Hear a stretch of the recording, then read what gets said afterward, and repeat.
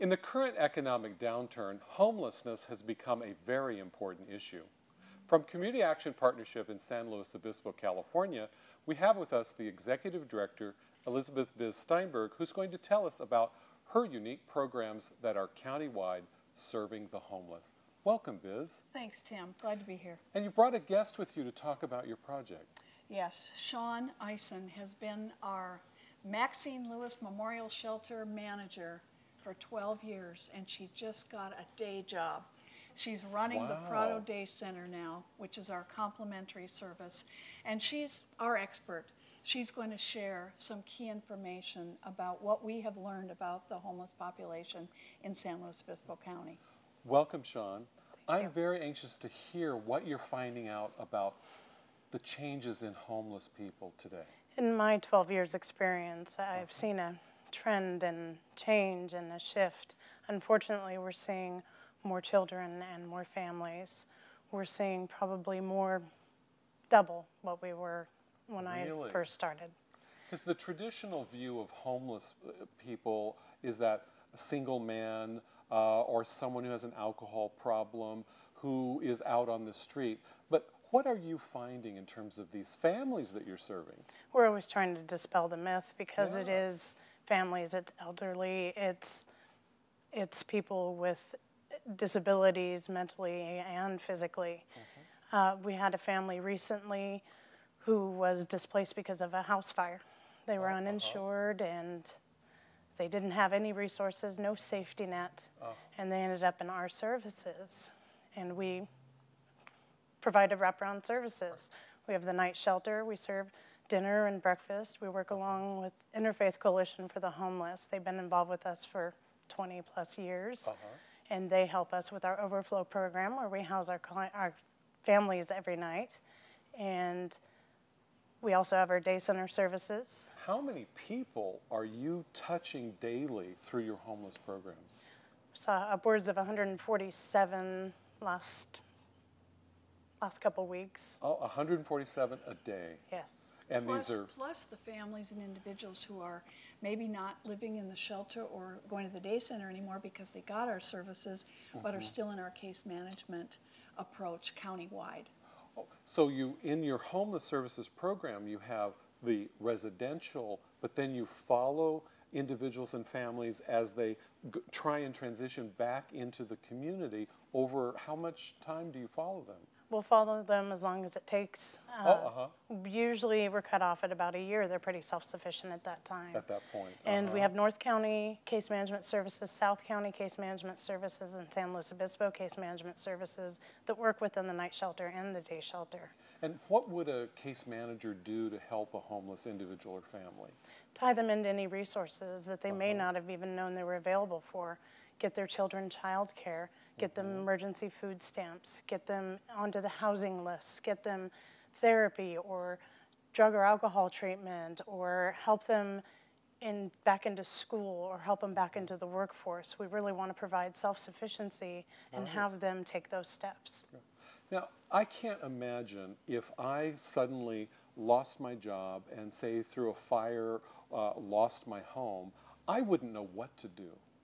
I would be in a crisis. What do people do? How can they access your services? They just show up on our doorstep. Just show up. Just show up. And you're there to help them. I think our networking throughout our county with our 211, a lot of counties in the country have 211 and hotline. Right. We hear of calls because Shawn used to get them. She told me today. Right. Between 1 and 3 in the morning, a family destitute calls hotline, and then they called Shawn, right?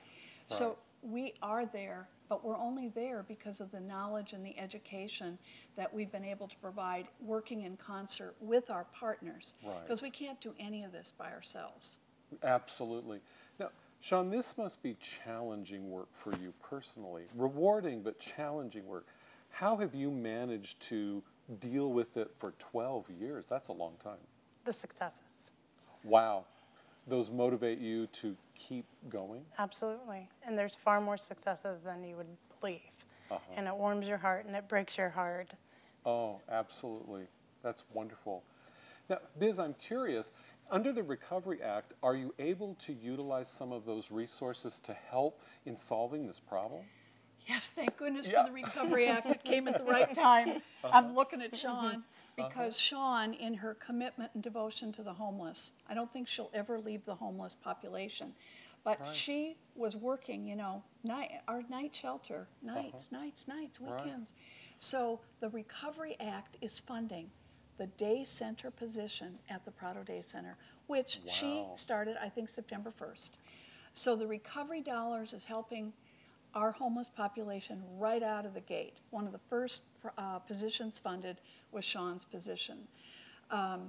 The other part, you know, we are part of the continuum of care, and I don't want to be bureaucratic, but we go from the minute the folks need us in a shelter through case management and then even slipping back sometimes, you know. We are there. So the Community Action Partnership is stability for people who are low income.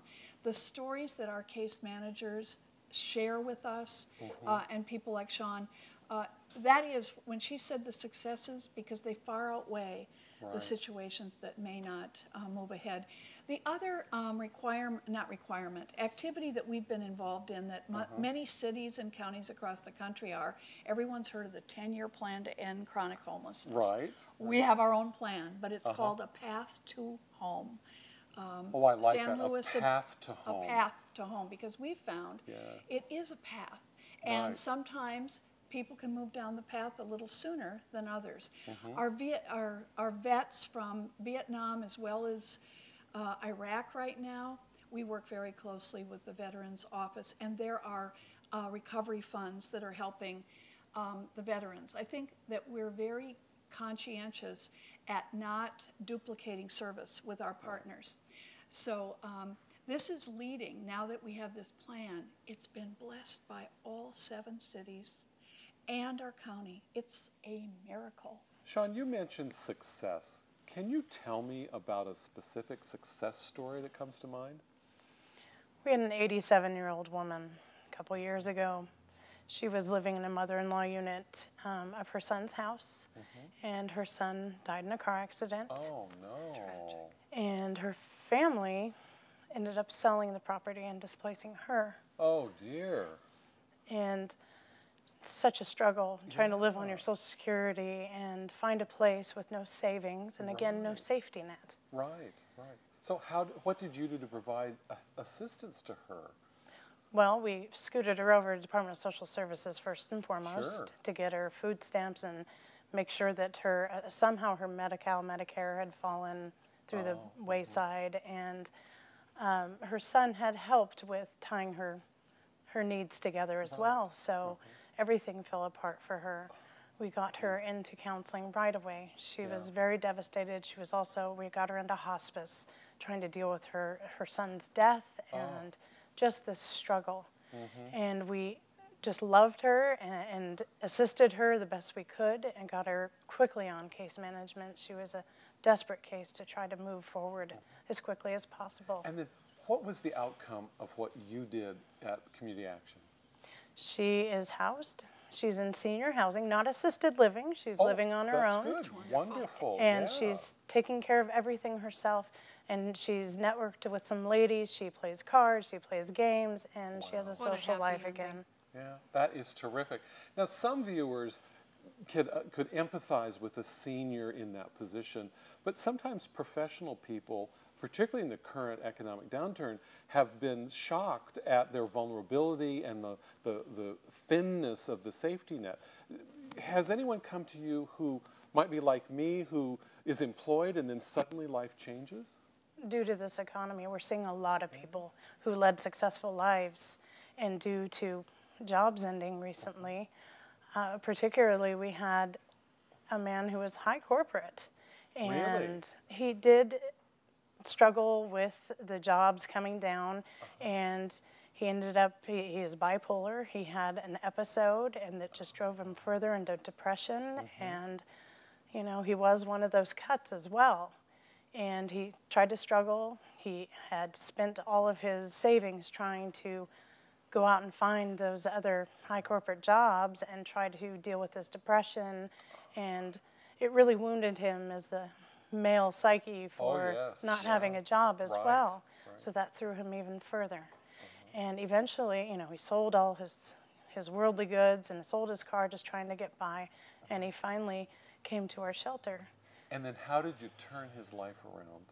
He is now employed. He is now stabilized. He's on medication. Right. And has had therapy.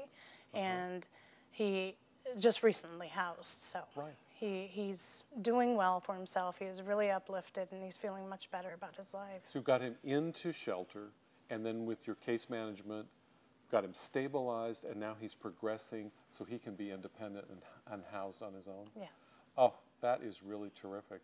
Is there another story that maybe has impressed you about the successful outcome? Yes, Tim. We have had several single fathers through our time. There's one who's impressed me. He came full circle. He ended up with our resources. We got him housed, first and foremost, with his children. And he has gone back to school, and he is working on his master's, I believe, at this point. Really? And he is really turning his life around. With all the aid and assistance we were able to get him, it was a struggle for a single father.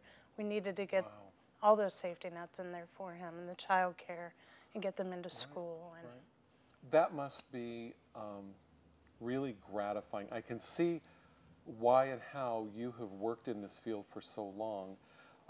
How much longer do you think you'll be in homeless services, helping these families and individuals? I really don't see myself going anywhere anytime soon. I really love what I do, and it really is very fulfilling. And it's people say it's a very selfless job. I say it's a very selfish job because it makes me feel good. Wow, how wonderful.